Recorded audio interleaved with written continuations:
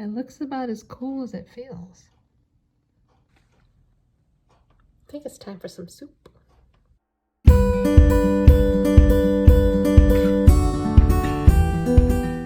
We talk a lot about what we should or shouldn't eat in the ostomy community, but honestly, it's really what you can handle.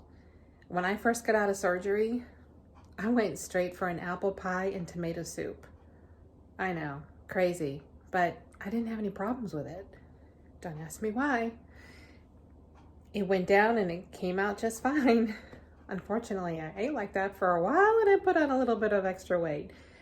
But all to say, I've not had a blockage, knock on whatever, thank you God, yet. I know I'm eligible. Doesn't mean I will, but I know that I'm eligible for it. And so I don't go crazy. What do I eat? This is just a typical lunch for me. It is 49 degrees and the feels temperature is 44. Y'all, I just love cool weather, so I'm excited. And you know what that means too. Soup and crackers, and this is turkey, bacon, cooked well done and crushed up. It's going in that soup. Yep, nope, none for you, Libby, just for me. So I do love bacon, but it is super expensive right now.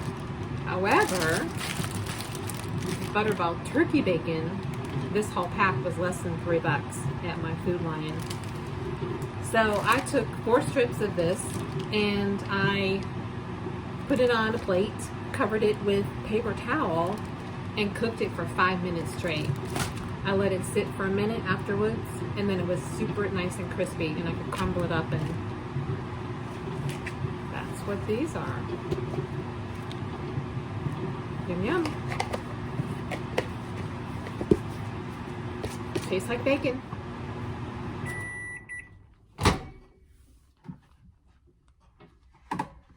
Ooh, nice hot soup.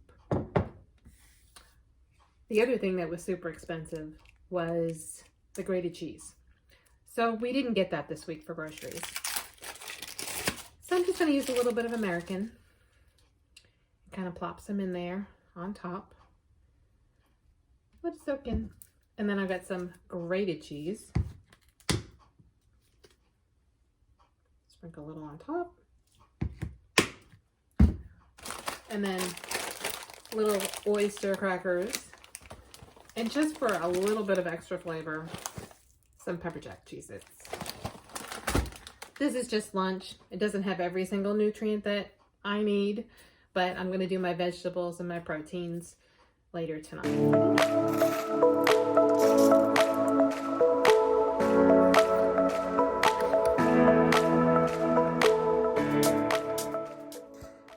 So that was really good, and it was just filling enough for lunch.